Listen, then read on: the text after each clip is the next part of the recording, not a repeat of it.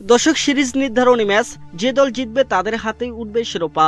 এমন মহা গুরুত্বপূর্ণ ম্যাচে আয়ারল্যান্ডের বিপক্ষে মাঠে নামতে প্রস্তুত টাইগার বাহিনী, যেখানে বাদ পড়তে পারেন সোহান, অভিষেক হতে পারে এক তরুণ তারকার। দর্শক বোলিং ইউনিটে ফিরতে পারেন রিশাদ হোসেন। মিরপুরে সাজানো হচ্ছে ভিন্ন পরিকল্পনা। সব মিলে আয়ারল্যান্ডের বিপক্ষে টাইগারদের তৃতীয় ম্যাচের সম্ভাব্য একাদশ নিয়ে থাকছে আজকের এই ভিডিও। দর্শক বিস্তারিত জানতে ভিডিওটি সম্পূর্ণ দেখার অনুরোধ রইল। প্রথম ম্যাচে স্বাগতিক বাংলাদেশকে বড় ব্যবধান হারিয়ে 3 ম্যাচ সিরিজে এগিয়ে গিয়েছিল আয়ারল্যান্ড। তবে দ্বিতীয় ম্যাচে টান উত্তেজনাপূর্ণ লড়াইয়ে জয় তুলে নিয়ে সমতায় ফিরে টাইগার বাহিনী। এদিকে সিরিজের অঘোষিত ফাইনাল খেলতে আজ মঙ্গলবার শেরেবাংলা ক্রিকেট স্টেডিয়ামে মাঠে নামবে এই দুই দল, যেখানে অভিষেকের অপেক্ষা থেকে প্রথমবার টি-20 স্কোয়াডে ডাক পাওয়া তরুণ উইকেট কিপার ব্যাটসম্যান মহিদুল ইসলাম অঙ্কন ওপেনিং পজিশনে থাকতে পারেন। দর্শক সঙ্গে দীর্ঘদিনের সঙ্গী পারভেজ হোসেন ইমন এবং তানজিদ হাসান তামিম। গত ম্যাচে দারুণ করেছিলেন ইমন। পাওয়ার প্লেতে আগ্রাসী মনোভাব নিয়ে ব্যাট চালিয়ে 150 স্ট্রাইক রেটে 43 রান করেছিলেন তিনি। এবারও ফেরার প্রত্যাশা তার। দর্শক অন্যদিকে সিরিজে এখনো নামের প্রতি সুবিচার করতে পারেনি তানজিদ হাসান তামিম, তাই শেষ ম্যাচে তার কাছ থেকে ভালো কিছু আশা করছে না ভক্ত সমর্থকরা। 3 নম্বরে নামতে পারেন অধিনায়ক লিটন কুমার দাস। রান খরা কাটিয়ে দ্বিতীয় টি-20তে অর্ধশতক তুলে নিয়েছিলেন তিনি। 3টি ছক্কা ও সমান সংখ্যক চারে 57 রানের ইনিংস খেলে হয়েছিলেন ম্যাচসেরা। 4 নম্বর পজিশনের দায়িত্ব থাকতে পারে সাইফ হাসানের কাঁধে।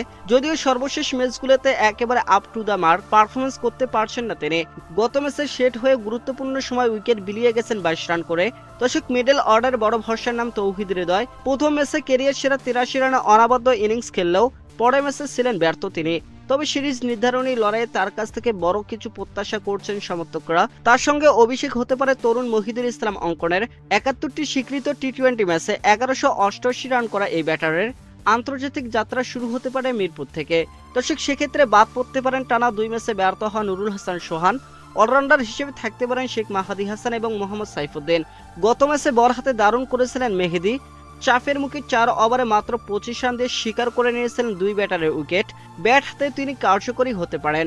অন্যদিকে প্রথম 2 ম্যাচে তেমনভাবে মেলে ধরতে না পারা নাসুম আহমেদের বদলে আবার দলে ফিরতে পারেন রিশাদ হোসেন। যদিও মিরপুরে কন্ডিশনে 3 জন স্পিনার নিয়ে মাঠে নামলে অবাক হওয়ার কিছুই নেই। সেক্ষেত্রে অলরাউন্ডার হিসেবে টিকে যেতে পারেন মোহাম্মদ সাইফুদ্দিন। গত ম্যাচে বল হাতে তেমন অবদান রাখতে না পারলেও ব্যাটিংয়ে নেমে ভালো ফিনিশিং করেছিলেন তিনি। এর সঙ্গে পেস আক্রমণে থাকতে পারেন তাসকিন আহমেদ, তানসিম সাকিব এবং মুস্তাফিজুর রহমান।